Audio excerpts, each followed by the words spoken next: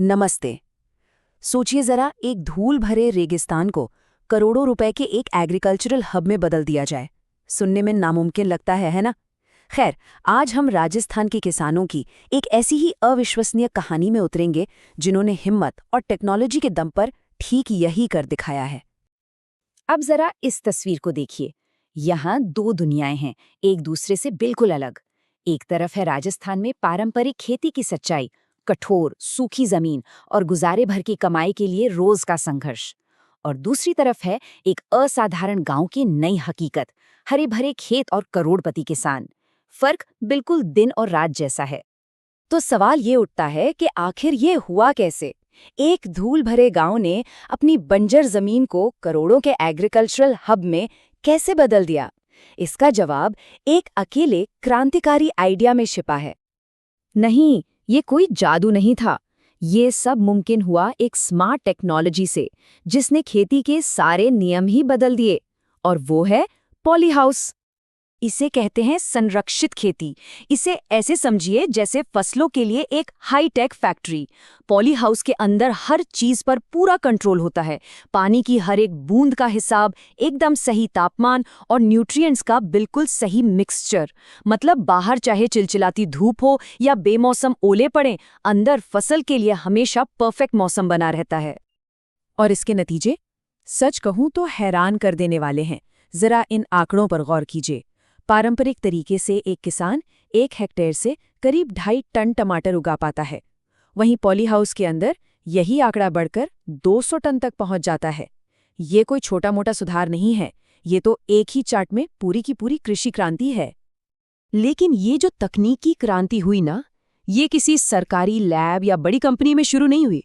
इसकी शुरुआत हुई एक अकेले जिज्ञासु किसान से। एक ऐसा इंसान जो अपनी आंखों से देखी एक चीज पर अपना सब कुछ दांव पर लगाने को तैयार था। ये कहानी है खेमाराम चौधरी की। वो पहले से ही एक कामयाब किसान थे।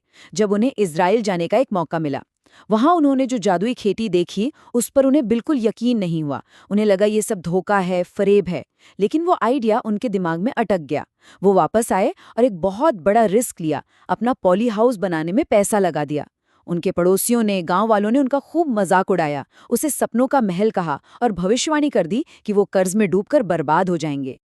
तो क्या हुआ? क्या खेमाराम का ये बड़ा दाव काम आया, या फिर गांव वाले सही साबित हुए? नहीं, गांव वाले बिल्कुल गलत थे। सिर्फ 3 महीनों के अंदर उनकी पहली ही खीरे की फसल ने उन्हें 13.6 लाख रुपए का मुनाफा दिया। ये इतनी बड़ी रकम थी जो उनके कई पड़ोसियों की सालों की कमाई से भी ज्यादा थी। खुद खेमाराम के शब्दों में, ये किसी चमत्कार से कम नहीं था, लेकिन ये वो चमत्कार था जो सिर्फ उनकी जिंदगी नहीं, बल्कि जल्द ही उनके पूरे गांव की तकदीर बदलने वाला था। और वो पहली कामयाबी तो बस एक शुरुआत भर थी। आज की तारीख में खेमाराम का सालाना मुनाफा बढ़कर लगभग 2 करोड़ रुपए हो गया है। और अब ये कहानी सिर्फ खेमाराम की नहीं रही। उनकी सफलता को देखकर उनके गांव गुढ़ा कुमाऊतान में 500 से ज्यादा किसान अब इस राह पर चल पड़े हैं, और सब मिलकर आज सालाना 250 करोड़ रुपए का चौंका देने वाला कारोबार कर रहे हैं। देखिए, जब इस लेवल का पैसा आता है ना, तो वो सिर्फ बैंक अकाउंट नहीं बदलता, वो पूरे के पूरे समाज को बदल देता है। तो ये सिर्फ दौलत की कहानी नहीं है, ये एक सामाजिक बदलाव की कहानी है। ये सफलता बिल्कुल जंगल की आग की तरह फैली। खेमाराम ने रास्ता दिखाया और जल्द ही दूसरे किसान भी उनके पीछे चल दिए। इससे पूरे समुदाय की दौलत में जबरदस्त उछाल आया। और सबसे कमाल की बात क्या हुई? शहरों की तरफ होने वाला पलायन थम गया। युवा अब वापस गांव लौट रहे थे, क्योंकि सबसे अच्छा मौका तो अब घर पर ही था। और ये कहानी सिर्फ बड़े जमींदारों की नहीं है। बाबूलाल जाट जैसे खेत मजदूर, जिन्हें वहां सीरी कहा जाता था, उन्होंने भी इस मौके का फायदा उठाया। आज वो 24 लाख के एक नए घर के मालिक हैं। जैसा कि बाबूलाल खुद कहते हैं, ये पैसे से कहीं बढ़कर है। ये उस सम्मान और इज्जत के बारे में है जो आर्थिक सफलता अपने साथ लाती है। अब वो पुरानी सोच बदल रही है कि पढ़ लिख कर शहर में नौकरी करनी है। महेंद्र कालवानिया जैसे युवा, जिनके पास मास्टर डिग्री है, वो अब शहर में करियर बनाने के बजाय खेती को चुन रहे हैं।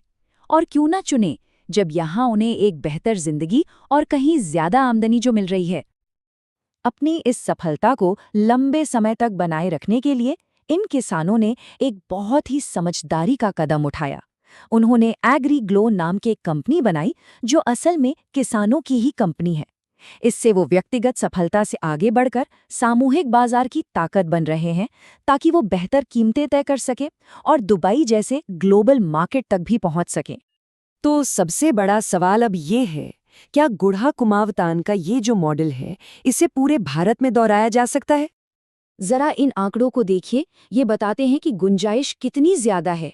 चीन, जो इस टेक्नोलॉजी में दुनिया का लीडर है, उसके पास 35 लाख हेक्टेयर जमीन संरक्षित खेती के तहत है, और भारत में अभी सिर्फ 2 लाख हेक्टेयर, यानी विस्तार की संभावना बहुत बहुत बड़ी है। हाँ बिल्कुल, रास्ते में चुनौतियां भी हैं। ऐसा नहीं है कि सब कुछ आसान है, जैसे कि आप हर तरह की फसल नहीं उगा सकते और शुरुआती खर्चा भी बहुत ज़्यादा है। लेकिन हर मुश्किल का एक हल भी निकाला गया है। टेक्नोलॉजी को भारत के हिसाब से बदला गया है और सरकारी सब्सिडी 90% तक की लागत को कवर करती है, जिससे ये ज़्यादा से ज़्यादा किसानों की पहुंच में आ सके। लेकिन आखिर में बात घूम फिरकर खेमाराम चौधरी की कही बात पर आ जाती है।